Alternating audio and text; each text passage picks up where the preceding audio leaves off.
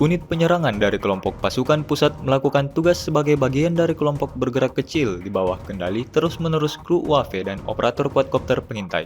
Rekamannya diunggah di akun Telegram @mod_Rusia pada Selasa 3 September 2024. Selama pertempuran, personel militer menghancurkan banyak unit peralatan militer angkatan bersenjata Ukraina, termasuk tank, berbagai kendaraan infanteri lapis baja, dan pengangkut personel lapis baja buatan Barat. Tindakan pesawat serang yang berani dan tegas memungkinkan personel militer menjalankan misi tempur yang ditugaskan untuk membebaskan wilayah berpenduduk DPR. Insiden ini menambah daftar kerugian panjang yang didapatkan angkatan bersenjata Ukraina. Video ini viral dan menuai beragam komentar dari warganet.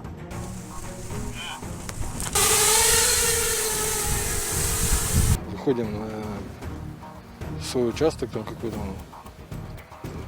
поднимаем птичку, производим разведку. При обнаружении там цели сообщаем координаты оператора FPV. На нас лежит основная ответственность за сопровождение захода пехоты на позицию, с позиции там, корректировка артиллерии, минометов,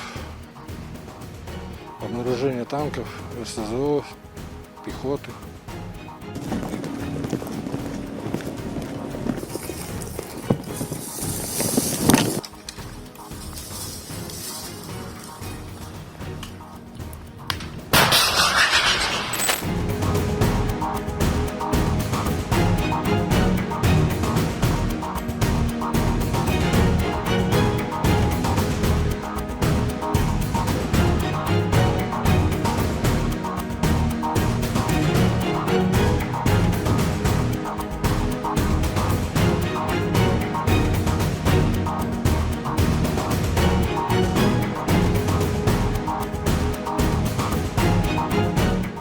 Download Tribun X sekarang, menghadirkan lokal menjadi Indonesia.